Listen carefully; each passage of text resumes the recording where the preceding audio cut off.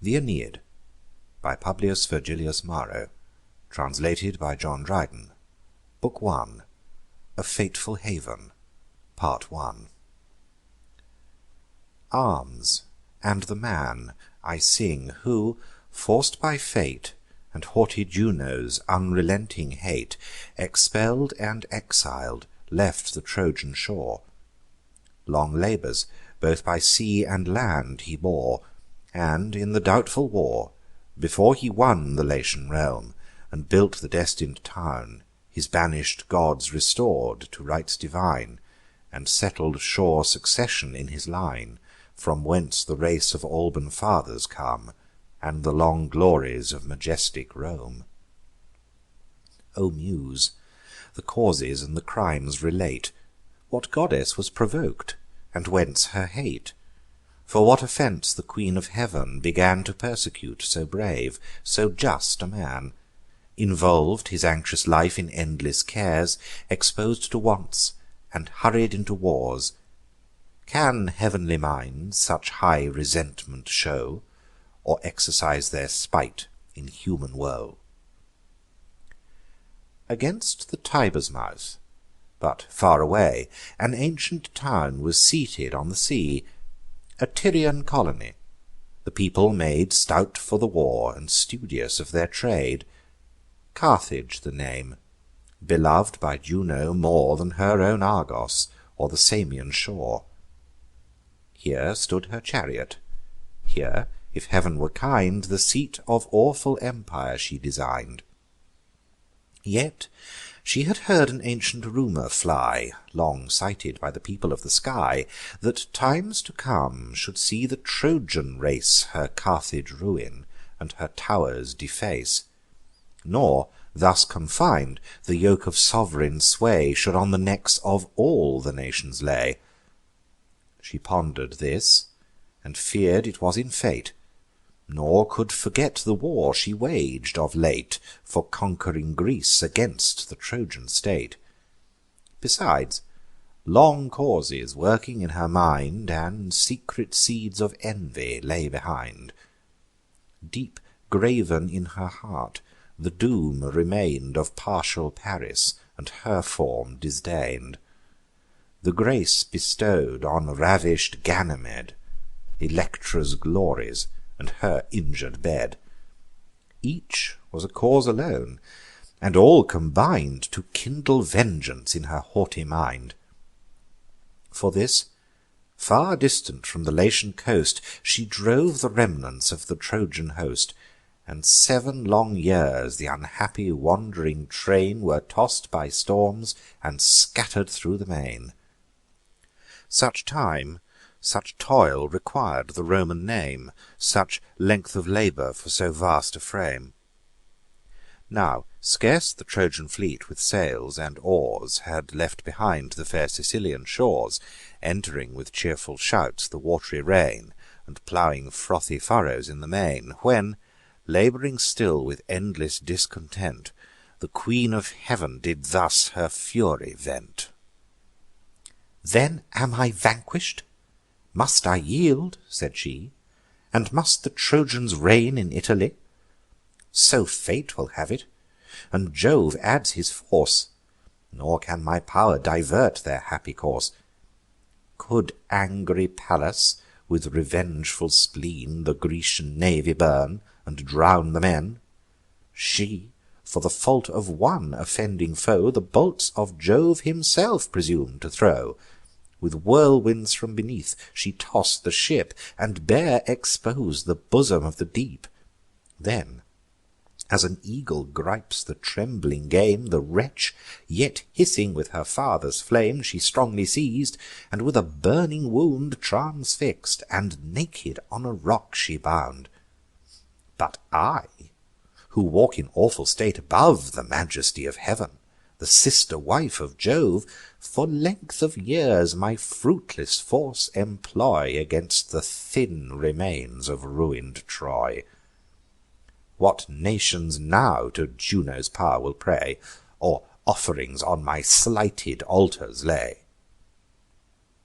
Thus raged the goddess, and with fury fraught The restless regions of the storms she sought, where, in a spacious cave of living stone, the tyrant Aeolus from his airy throne with power imperial curbs the struggling winds, and sounding tempests in dark prisons binds.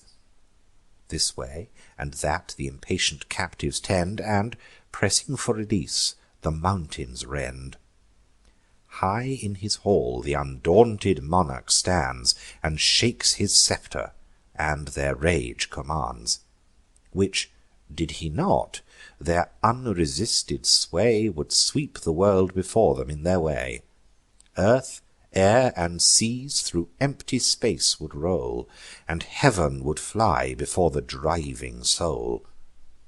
In fear of this, the father of the gods confined their fury to those dark abodes, and locked them safe within, oppressed with mountain loads, imposed a king with arbitrary sway to loose their fetters or their force allay. To whom the suppliant queen her prayers addressed, and thus the tenor of her suit expressed: O Aeolus, for to thee the King of heaven the power of tempests and of winds has given. Thy force alone their fury can restrain, and smooth the waves, or swell the troubled main. A race of wandering slaves, abhorr'd by me, with prosperous passage cut the Tuscan sea, to fruitful Italy their course they steer, and for their vanquish'd gods design new temples there. Raise all thy winds, with night involve the skies, sink or disperse my fatal enemies. Twice 7 the charming daughters of the main around my person wait, and bear my train. Succeed my wish, and second my design, the fairest Deiopeia shall be thine, and make thee father of a happy line. To this the god: 'Tis yours, O queen, to will the work which duty binds me to fulfil. These airy kingdoms and this wide command are all the presents of your bounteous hand. Yours is my sovereign's grace, and, as your guest, I sit with gods at their celestial feast, raise tempests at your pleasure, or subdue, dispose of empire, which I hold from you. He said, and hurl'd against the mountain's side his quivering spear, and all the god applied. The raging winds rush through the hollow wound, and dance aloft in air, skim along the ground, then, settling on the sea, the surges sweep, raise liquid mountains, and disclose the deep. South, east, and west with mix'd confusion roar, and roll the foaming billows to the shore. The cables crack, the sailors' fearful cries ascend, and sable night involves the skies, and heaven itself is ravish'd from their eyes. Loud peals of thunder from the poles ensue, then flashing fires the transient light renew. The face of things a frightful image bears, and present death in various forms appears. Struck with unusual fright, the Trojan chief with lifted hands and eyes invokes relief, and thrice and 4 times happy those, he cried, that under Ilian walls before their parents died. Tydides, bravest of the Grecian train, why could not I by that strong arm be slain, and lie by noble Hector on the plain? Or great Sarpedon, in those bloody fields where Simois rolls the bodies and the shields of heroes, whose dismember'd hands yet bear the dart aloft, and clench the pointed spear.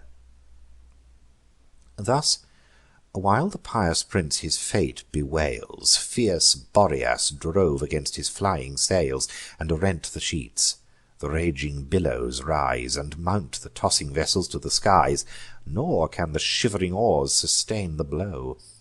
The galley gives her side, and turns her prow, while those astern, descending from the steep, through gaping waves behold the boiling deep.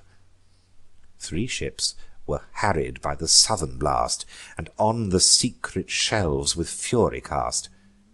Those hidden rocks the Ausonian sailors knew; They call'd them altars when they rose in view, And show'd their spacious backs above the flood.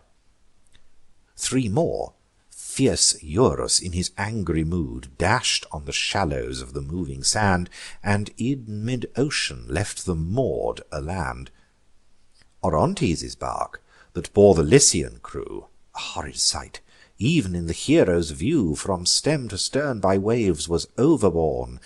The trembling pilot from his rudder torn Was headlong hurl'd, thrice round the ship was toss'd, Then bulged at once, and in the deep was lost. And here and there above the waves were seen Arms, pictures, precious goods, and floating men. The stoutest vessel to the storm gave way, And suck'd through loosened planks the rushing sea. Aeneas was her chief; Alethes old, Achates faithful, Abas young and bold, Endured not less; their ships, with gaping seams, Admit the deluge of the briny streams. Meantime imperial Neptune heard the sound Of raging billows breaking on the ground. Displeased, and fearing for his watery reign, He rear'd his awful head above the main, Serene in majesty, then roll'd his eyes Around the space of earth, and seas, and skies. He saw the Trojan fleet dispers'd, distress'd By stormy winds, and wintry heav'n oppress'd. Full well the god his sister's envy knew, And what her aims, and what her arts pursue. He summon'd Eurus and the western blast, And first an angry glance on both he cast, Then thus rebuked: "Audacious winds! From whence this bold attempt, this rebel insolence? Is it for you to ravage seas and land, Unauthoriz'd by my supreme command? To raise such mountains on the troubled main? Whom I, but first, is fit the billows to restrain, And then you shall be taught obedience to my reign. Hence! To your lord my royal mandate bear: The realms of ocean and the fields of air Are mine, not his. By fatal lot to me the liquid empire fell, And trident of the sea. His power to hollow caverns is confin'd; There let him reign, the jailer of the wind. With hoarse commands his breathing subjects call, And boast and bluster in his empty hall."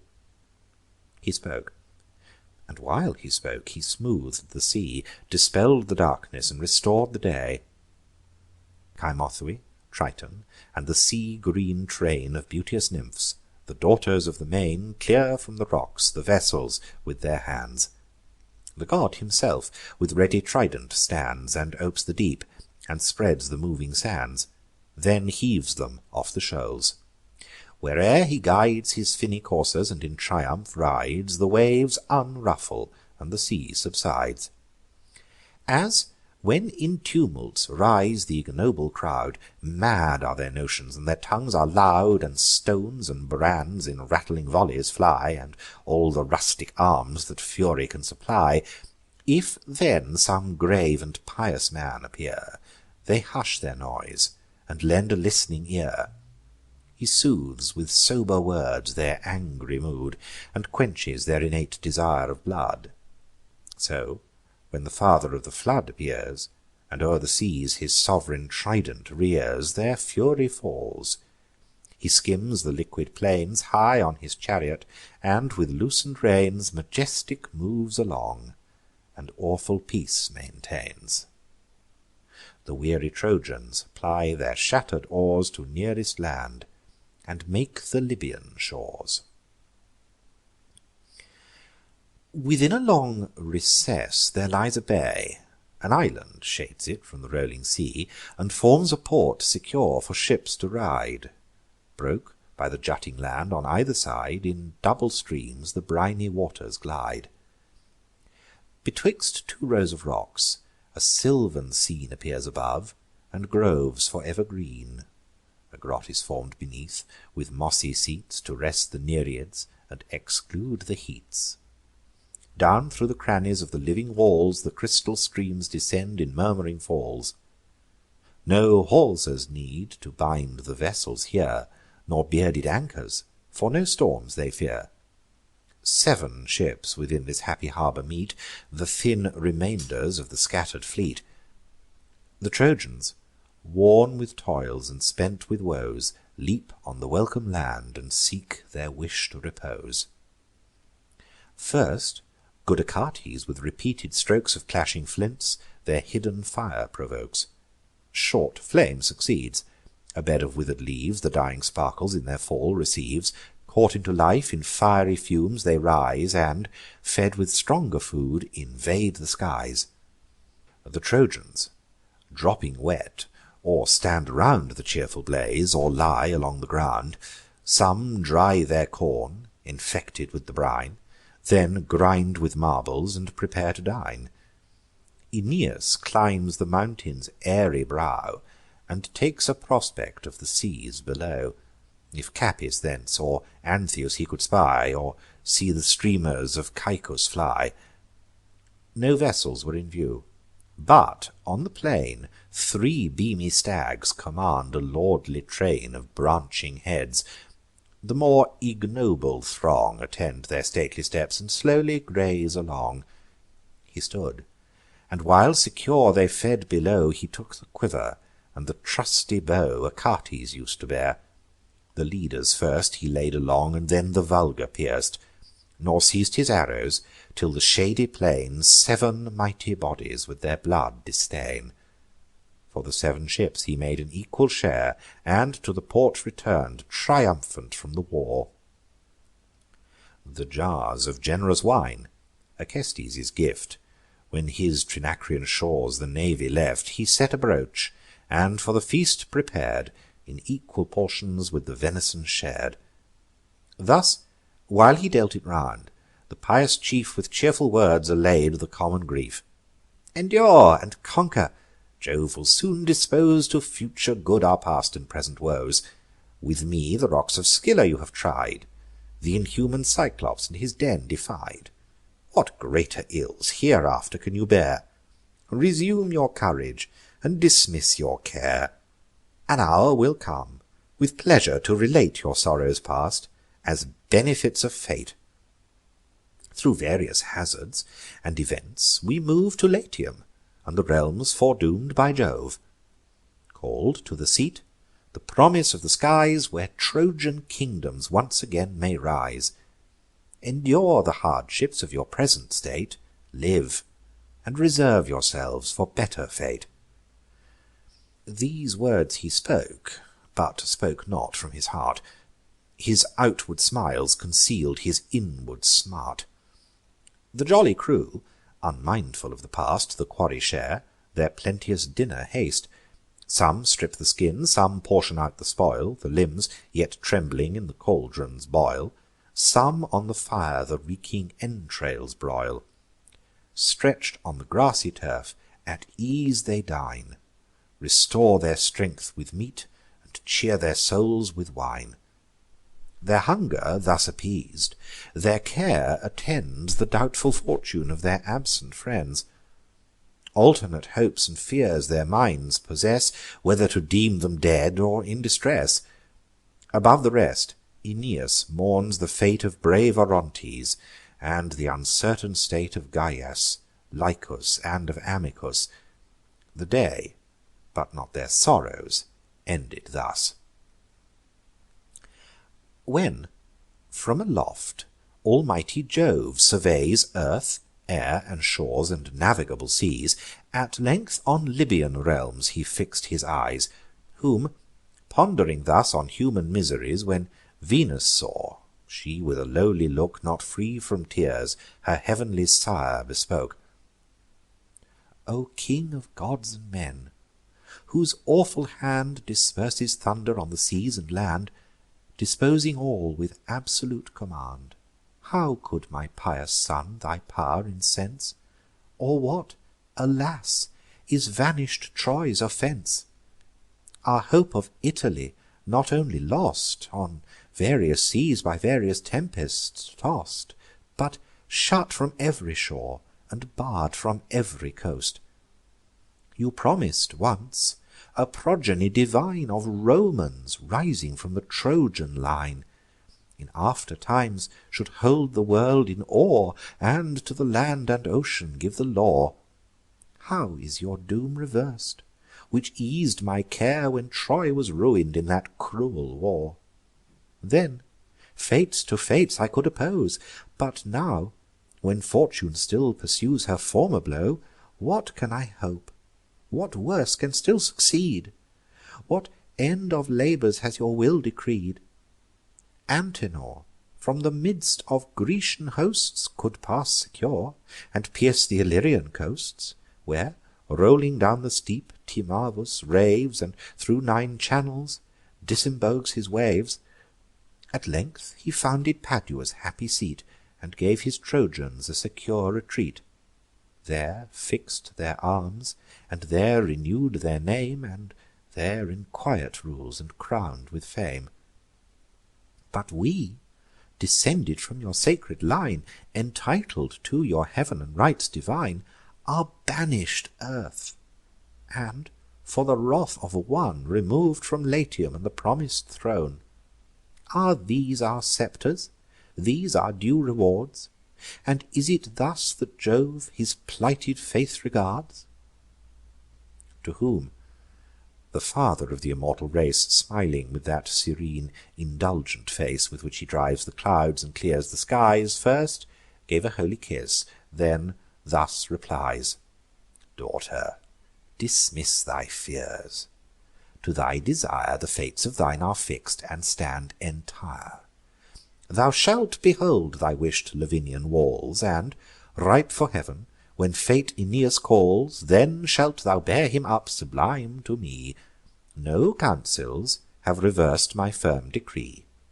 And, lest new fears disturb thy happy state, know, I have search'd the mystic rolls of fate. Thy son, nor is the appointed season far, in Italy shall wage successful war, shall tame fierce nations in the bloody field, and sov'reign laws impose, and cities build, till, after every foe subdued, the sun thrice through the signs his annual race shall run. This is his time prefix'd.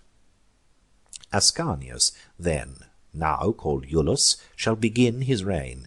He 30 rolling years the crown shall wear, then from Lavinium shall the seat transfer, and, with hard labour, Alba Longa build. The throne, with his succession, shall be fill'd 300 circuits more. Then shall be seen Ilia the fair, a priestess and a queen, who, full of Mars in time, with kindly throes, shall at a birth 2 goodly boys disclose. The royal babes a tawny wolf shall drain. Then Romulus his grandsire's throne shall gain. Of martial towers the founder shall become. The people Romans call, the city Rome. To them no bounds of empire I assign, nor term of years to their immortal line. Even haughty Juno, who with endless broils earth, seas, and heav'n, and Jove himself turmoils, at length atoned, her friendly power shall join to cherish and advance the Trojan line. The subject world shall Rome's dominion own, and prostrate shall adore the nation of the gown. An age is ripening in revolving fate, when Troy shall overturn the Grecian state, and sweet revenge her conquering sons shall call, to crush the people that conspir'd her fall. Then Caesar from the Julian stock shall rise, whose empire ocean, and whose fame the skies alone shall bound, whom, fraught with eastern spoils, our heav'n, the just reward of human toils, securely shall repay with rites divine, and incense shall ascend before his sacred shrine. Then dire debate and impious war shall cease, and the stern age be soften'd into peace. Then banish'd faith shall once again return, and vestal fires in hallow'd temples burn, and Remus with Quirinus shall sustain the righteous laws, and fraud and force restrain. Janus himself before his fane shall wait, and keep the dreadful issues of his gate with bolts and iron bars. Within remains imprisoned Fury, bound in brazen chains. High on a trophy raised of useless arms he sits, and threats the world with vain alarms. He said, and sent Cyllenius with command to free the ports, and ope the Punic land to Trojan guests, lest, ignorant of fate, the queen might force them from her town and state. Down from the steep of heaven Cyllenius flies, and cleaves with all his wings the yielding skies. Soon on the Libyan shore descends the god, performs his message, and displays his rod. The surly murmurs of the people cease, and, as the fates required, they give the peace. The queen herself suspends the rigid laws, the Trojans pities, and protects their cause. Meantime, in shades of night Aeneas lies. Care seized his soul, and sleep forsook his eyes. But, when the sun restored the cheerful day, he rose, the coast and country to survey, anxious and eager to discover more. It looked a wild, uncultivated shore, but whether humankind or beasts alone possessed the new-found region was unknown.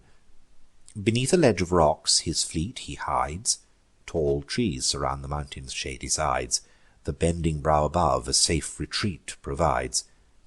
Armed with 2 pointed darts, he leaves his friends, and true Achates on his steps attends. Lo, in the deep recesses of the wood, before his eyes his goddess mother stood, a huntress in her habit and her mien, her dress a maid, her air confessed a queen. Bare were her knees, and knots her garments bind, loose was her hair, and wantoned in the wind. Her hand sustained a bow, her quiver hung behind. She seemed a virgin of the Spartan blood. With such array Harpalyce bestrode her Thracian courser, and outstripped the rapid flood. "Ho, strangers! Have you lately seen," she said, "one of my sisters, like myself arrayed, who crossed the lawn or in the forest strayed? A painted quiver at her back she bore, varied with spots. A lynx's hide she wore, and, at full cry, pursued the tusky boar." End of Book 1, Part 1. Book 1, A Fateful Haven, Part 2. Thus Venus. Thus her son replied again: "None of your sisters have we seen or heard, O virgin, or what other name you bear above that style. O more than mortal fair, your voice and mien celestial birth betray. If, as you seem, the daughter of the day, or one at least of chaste Diana's train, let not an humble suppliant sue in vain, but tell a stranger, long in tempest tossed, what earth we tread, and who commands the coast. Then on your name shall wretched mortals call, and offer'd victims at your altars fall." "I dare not," she replied, "assume the name of goddess, or celestial honours claim; for Tyrian virgins bows and quivers bear, and purple buskins o'er their ankles wear. No, gentle youth, in Libyan lands you are, a people rude in peace and rough in war. The rising city, which from far you see, is Carthage, an Tyrian colony. Phoenician Dido rules the growing state, who fled from Tyre to shun her brother's hate. Great were her wrongs, her story full of fate, which I will sum in short. Sichaeus, known for wealth, and brother to the Punic throne, possess'd fair Dido's bed, and either heart at once was wounded with an equal dart. Her father gave her, yet a spotless maid, Pygmalion, then the Tyrian scepter sway'd, one who condemn'd divine and human law. Then strife ensued, and cursed gold the cause. The monarch, blinded by desire of wealth, with steel invades his brother's life by stealth. Before the sacred altar made him bleed, and long from her conceal'd the cruel deed. Some tale, some new pretence he daily coin'd, to soothe his sister and delude her mind. At last, in dead of night, the ghost appears of her unhappy lord. The spectre stared, and, with erected eyes, his bloody bosom bares. The cruel altars and his fate he tells, and the dire secret of his house reveals. Then warns the widow with her household gods to seek a refuge in remote abodes. Last, to support her in so long a way, he shows her where his hidden treasure lay. Admonish'd thus, and seiz'd with mortal fright, the queen provides companions of her flight. They meet, and all combine to leave the state who hate the tyrant, or who fear his hate. They seize a fleet, which ready rigg'd they find, nor is Pygmalion's treasure left behind. The vessels, heavy laden, put to sea. With prosperous winds a woman leads the way. I know not if by stress of weather driven, or was their fatal course disposed by heav'n. At last they landed, where from far your eyes may view the turrets of New Carthage rise. There bought a space of ground, which Brysa call'd from the bull's hide, they first enclos'd and wall'd. But whence are you? What country claims your birth? What seek you, strangers, on our Libyan earth?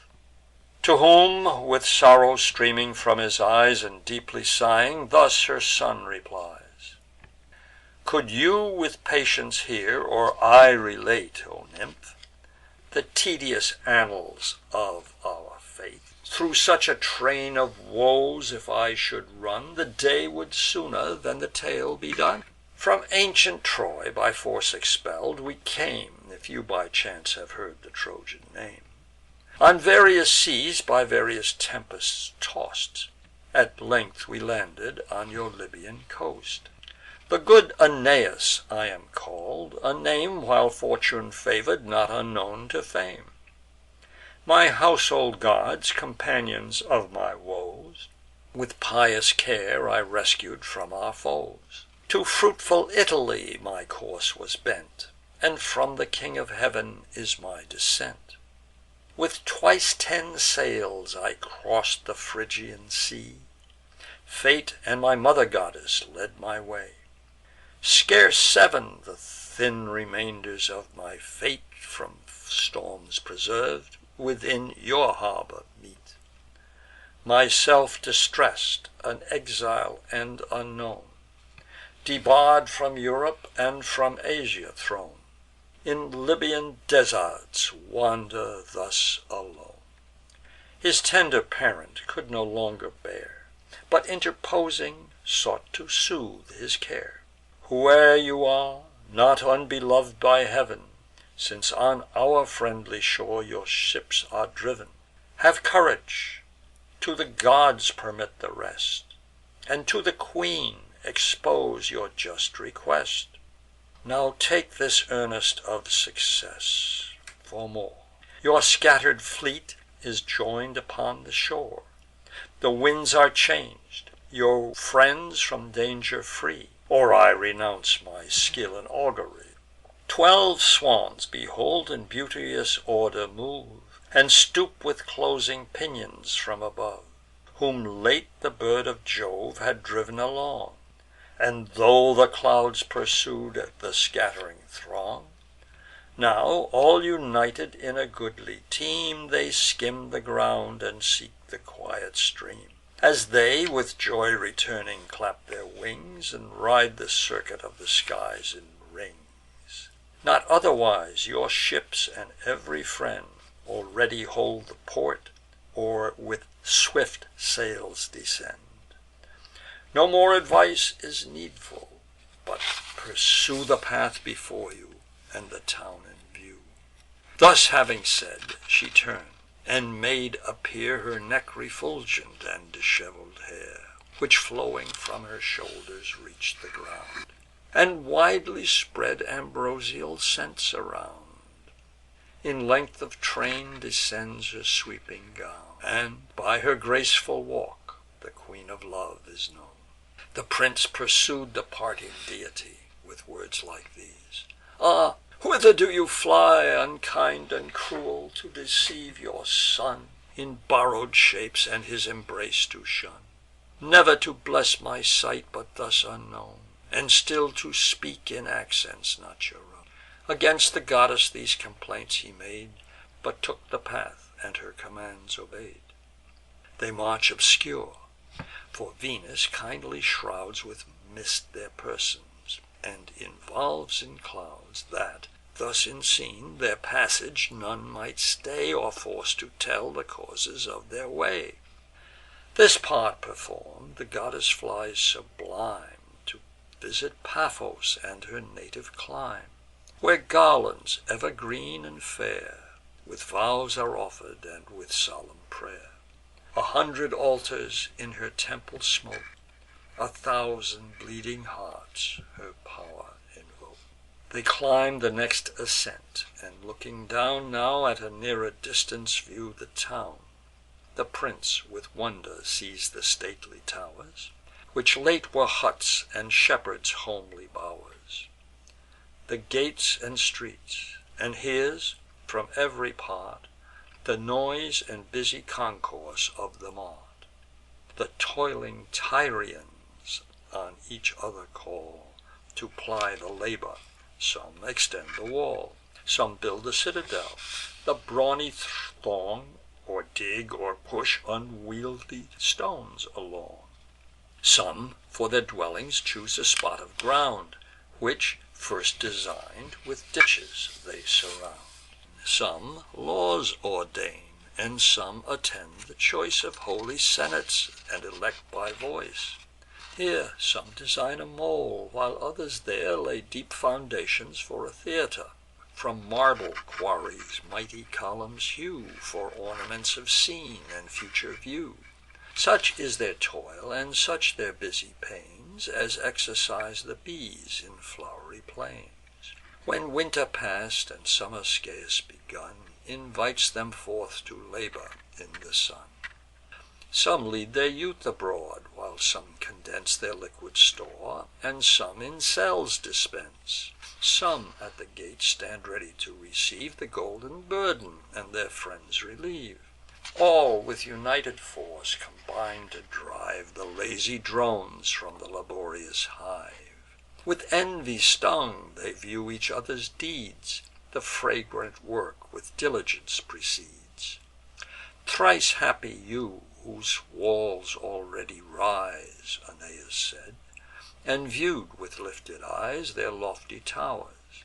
Then, entering at the gate, conceal'd in clouds prodigious to relate, he mix'd unmark'd among the busy throng, borne by the tide, and pass'd unseen along. Full in the centre of the town there stood, thick set with trees, a venerable wood. The Tyrians landed near this holy ground, and digging here a prosperous omen found. From under earth a courser's head they drew, their growth and fortune to foreshew.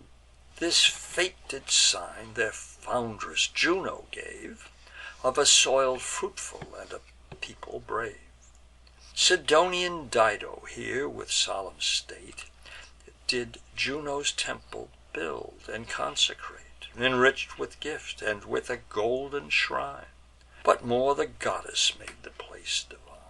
On brazen steps the marble threshold rose, and brazen plates the cedar beams enclose. The rafters are with brazen coverings crown'd, the lofty doors on brazen hinges sound. When first Aeneas this place beheld, reviv'd his courage, and his fear expell'd. For while, expecting there the queen, he rais'd his wond'ring eyes, and round the temple gazed, admir'd the fortune of the rising town, the striving artists, and their arts renown. He saw in order painted on the wall whatever did unhappy Troy befall. The wars that fame around the world had blown, all to the life and every leader known. There Agamemnon, Priam here he spies, and fierce Achilles, who both kings defies. He stopp'd, and weeping said, "O friend, ev'n here the monuments of Trojan woes appear. Our known disaster fill even foreign lands. See here, where old unhappy Priam stands, even the mute walls relate the warrior's fame, and Trojan griefs the Tyrians' pity claim." He said, his tears a ready passage find, devouring what he saw so well design'd, and with an empty picture fed his mind. For there he saw the fainting Grecians yield, and here the trembling Trojans quit the field, pursued by fierce Achilles through the plain, on his high chariot driving o'er the slain.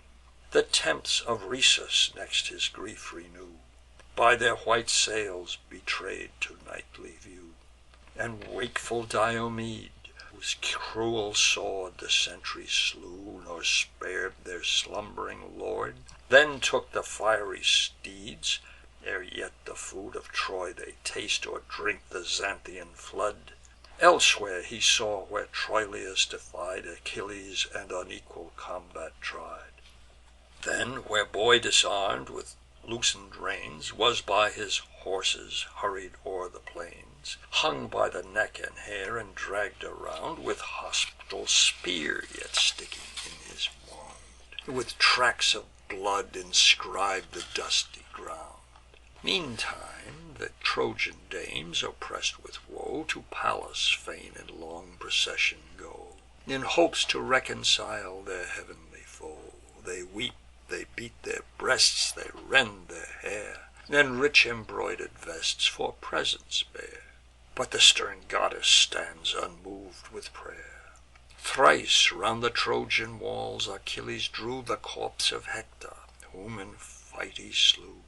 Here Priam sues, and there for sums of gold the lifeless body of his son is sold. So sad an object, and so well express'd, drew sighs and groans from the grieved hero's breast, to see the figure of his lifeless friend, and his old sire his helpless hand extend. Himself he saw among the Grecian train, mix'd in the bloody battle on the plain, and swarthy Memnon in his arms he knew, his pompous ensigns and his Indian crew. Penthesilea there with haughty grace leads to the wars an Amazonian race. In their right hands a pointed dart they wield, the left forward sustains the lunar shield. Athwart her breast a golden belt she throws, amid the press alone provokes 1,000 foes, dares her maiden arms to manly force oppose. Thus, while the Trojan prince employs his eyes fix'd on the walls with wonder and surprise, the beauteous Dido, with a numerous train and pomp of gods, descends the sacred fane. Such on Eurota's banks, or Cynthus' height, Diana seems, and so she charms the sight. When in the dance the graceful goddess leads the choir of nymphs, and o'ertops their heads. Known by her quiver and her lofty mien, she walks majestic, and she looks their queen. Latona sees her shine above the rest, and feeds with secret joy her silent breast. Such Dido was. With such becoming state amidst the crowd she walks serenely great. Their labour to her future sway she speeds, and passing with a gracious glance proceeds. Then mounts the throne, high plac'd before the shrine. In crowds around the swarming people join. She takes petitions and dispenses laws, hears and determines every private cause. Their tasks in equal portions she divides, and, where unequal, there by lot decides. Another way, by chance, Aeneas bends his eyes, and unexpected sees his friend Antheus, Sergestus grave, Cloanthus strong, and at their backs a mighty Trojan throng, whom late the tempest on the billows toss'd, and widely scatter'd on another coast.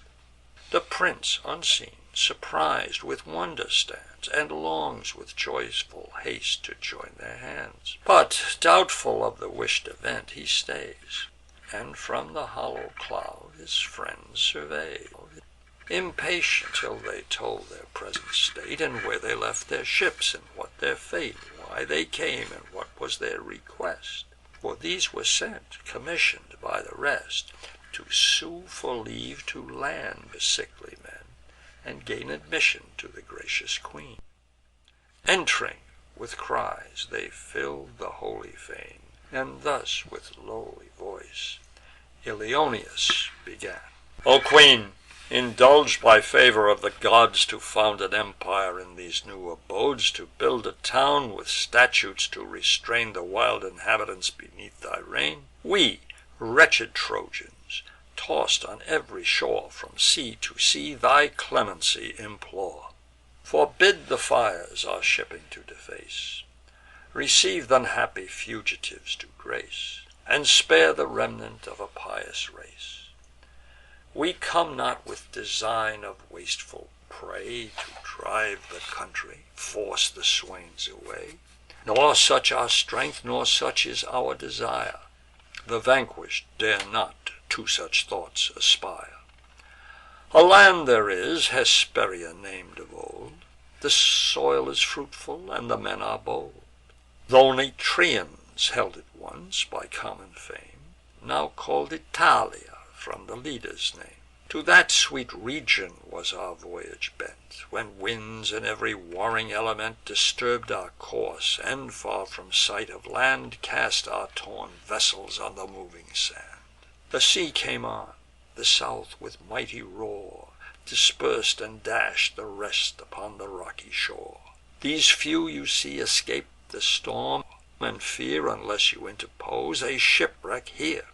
What men, what monsters, what inhuman race, what laws, what barbarous customs of the place, shut up in a desert's shore to drowning men, and drive us to the cruel seas again?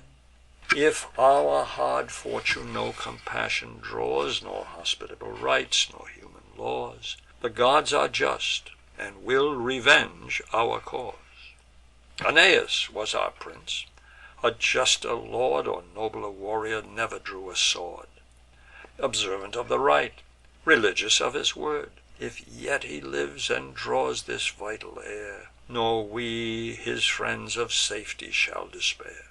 Nor you, great queen, these offices repent, which he will equal and perhaps augment.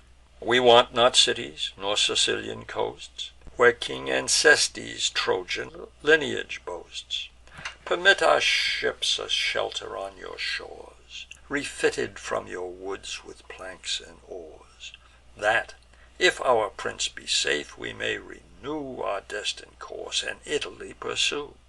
But if, O best of men, the fates ordain that you art swallow'd in the Libyan main, and if our young Iulus be no more, dismiss our navy from your friendly shore, that we to good Acestes may return, and with our friends our common losses mourn. Thus spoke Ilioneus. The Trojan crew, with cries and clamours, his request renew. The modest queen awhile, with downcast eyes, ponder'd the speech, then briefly thus replied: Trojans, dismiss your fears. My cruel fate, and doubts attending an unsettled state, force me to guard my coast from foreign foes. Who has not heard the story of your woes? the name and fortune of your native place, the fame and valor of the Phrygian race. We Tyrians are not so devoid of sense, nor so remote from Phoebus' influence. Whether to Latian shores your course is bent, or, driven by tempests from your first intent, you seek the good Acestes' government, your men shall be received, your fleet repair'd, and sail with ships to convoy for your god. Or would you stay, and join your friendly powers to raise and to defend Tyrian towers? My wealth, my city, and myself are yours. And would to heav'n the storm you felt would bring on Carthaginian coasts your wand'ring king. My people shall, by my command, explore the ports and creeks of every winding shore, and towns and wilds and shady woods in quest of so renown'd and so desir'd a guest. Rais'd in his mind the Trojan hero stood, and long'd to break out from his ambient cloud. Achates founded, and thus urg'd his way: "From whence, O goddess born, this long delay? What more can you desire? Your welcome sure, your fleet in safety, and your friends secure. One only wants, and him we saw in vain oppose the storm, and swallow'd in the main. Orontes in his fate our forfeit paid. The rest agrees with what your mother said." Scarce had he spoken, when the cloud gave way, the mists flew upward, and dissolved in day. The Trojan chief appear'd in open sight, august in visage, and serenely bright. His mother goddess, with her hands divine, had form'd his curling locks, and made his temples shine, and giv'n his rolling eyes a sparkling grace, and breath'd a youthful vigour on his face, like polish'd ivory, beauteous to behold, of Parian marble when encased in gold. Thus radiant from the circling cloud he broke, and thus with manly modesty he spoke: "He whom you seek am I, by tempest toss'd, and sav'd from shipwreck on your Libyan coast, presenting a gracious queen before your throne, a prince that owes his life to you alone. Fair majesty, the refuge and redress of those whom fate pursues and wants oppress. You, who our pious offices employ to save the relics of abandoned Troy, receive the shipwreck'd on your friendly shore, with hospitable rites relieve the poor. Associate in your town a wandering train, and strangers in your palace entertain. What thanks can wretched fugitives return, who scatter'd through the world in exile mourn? The gods, if gods to goodness are inclined, if acts of mercy touch their heav'nly mind, and more than all their gods your generous heart, conscious of worth, requite its own desert. In you this age is happy, and this earth, than parents more than mortal gave you birth. While rolling rivers into seas shall run, and round the space of heav'n the radiant sun, while trees the mountain tops with shade supply, your honour, name, and praise shall never die. Whate'er abode my fortune has assign'd, your image shall be present in my mind." Thus having said, he turn'd with pious haste, and joyful his expecting friends embraced. With his right hand Ilioneus was grac'd, Serestus with his left, then to his breast Cloanthus thus, and the noble Gyas press'd, and so by turns descended to the rest. The Tyrian queen stood fix'd upon his face, pleas'd with his motions, ravish'd with his grace, admir'd his fortunes, more admir'd the man, then recollected stood, and thus began: "What fate, O goddess born, what angry pow'rs have cast you shipwreck'd on our barren shores? Are you the great Aeneas, known to fame, who from celestial seed your lineage claim? The same Aeneas, whom fair Venus bore to fam'd Anchises on the Idaean shore? It calls unto my mind, tho' then a child, when Teucer came from Salamis exil'd, and sought my father's aid to be restor'd. My father Belus then, with fire and sword, invaded Cyprus, made the region bare, and conquering, finish'd the successful war. From him the Trojan seas I understood, the Grecian chiefs, and your illustrious blood. Your foe himself the Dardan valour prais'd, and his own ancestry from Trojans raised. Enter, my noble guest, and you shall find, if not a costly welcome, yet a kind. I, for myself, like you, have been distress'd, till Heav'n afforded me this place of rest. Like you, an alien in a land unknown, I learn'd to pity woes so like my own. She said, and to the palace led her guest, then offer'd incense and proclaim'd a feast. Nor yet less careful for her absent friends, twice 10 fat oxen to the ship she sends, besides 100 boars and 100 lambs, with bleating cries attend their milky dams. And jars of generous wine in spacious bowls she gives, cheer the sailors' drooping souls. Now purple hangings clothe the palace walls, and sumptuous feasts are made in splendid hall. On Tyrian carpets richly wrought they dine, with loads of massy plate the sideboards shine, and antique vases all of gold emboss'd, the gold himself inferior to the cost. Of curious work, where on the sides were seen the fights and figures of illustrious men, from their first founder to the present queen. The good Aeneas' paternal care Iulius' absence could no longer bear, dispatch'd Achates to the ships in haste, to give a glad relation of the past, and, fraught with precious gifts, to bring the boy, snatch'd from the ruins of unhappy Troy, a robe of tissue stiff with golden wire, and upper vest, once Helen's rich attire, from Argos by the fam'd adulteress brought, with golden flowers and winding foliage wrought. Her mother Leda's present, when she came to ruin Troy and set the world on flame. The scepter Priam's eldest daughter bore, her orient necklace, and the crown she wore. Of double texture, glorious to behold, one order set with gems, and one with gold. Instructed this, the wise Achates goes, and in his diligence his duty show'd.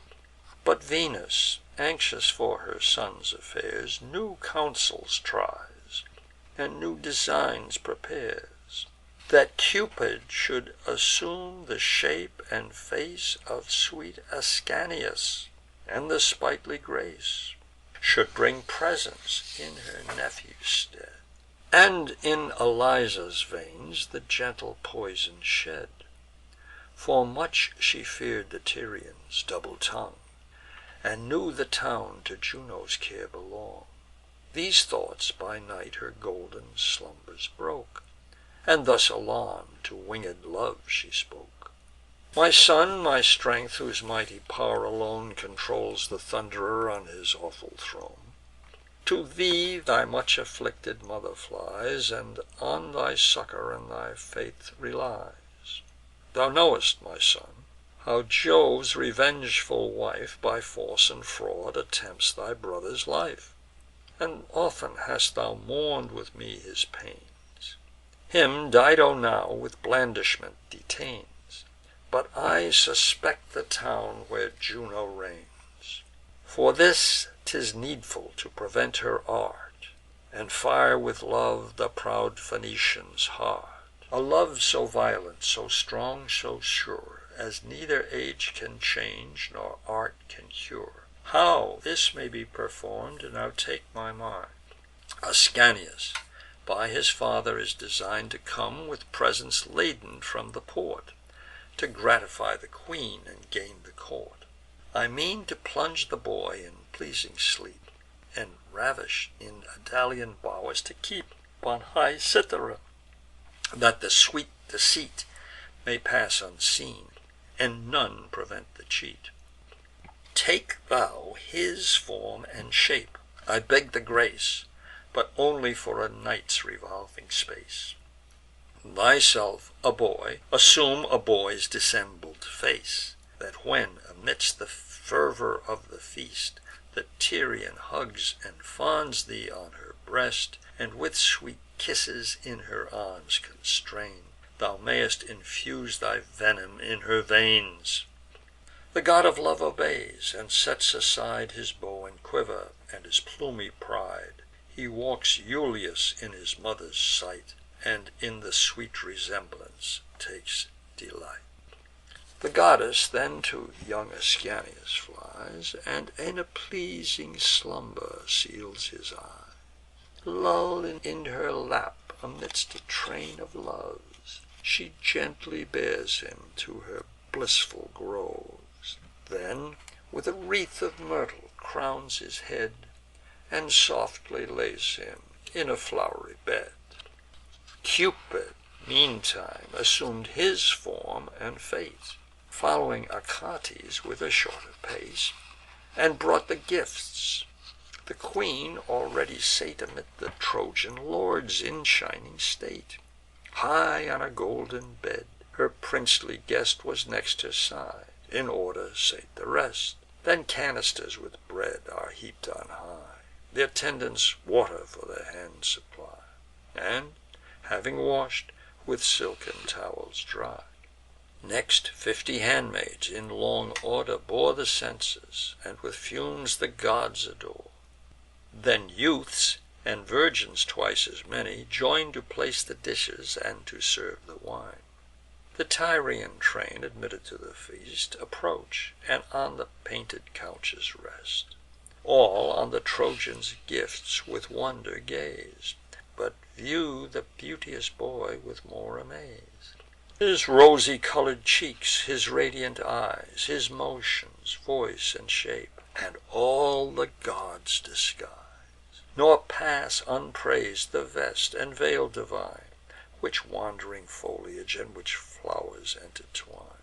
Far above the rest, the royal dame, already doom'd to love disastrous flame, with eyes insatiate and tumultuous joy, beholds the presents and admires the boy. The guileful god about the hero long with children's play and false embraces hung. Then sought the queen. She took him to her arms with greedy pleasure, and devoured his charms. Unhappy Dido little thought what guest, how dire a god she drew so near her breast. But he, not mindless of his mother's prayer, works in the pliant bosom of the fair, and molds her heart anew, and blots her former care. And dead is to the living love resign'd, and all Aeneas enters in her mind.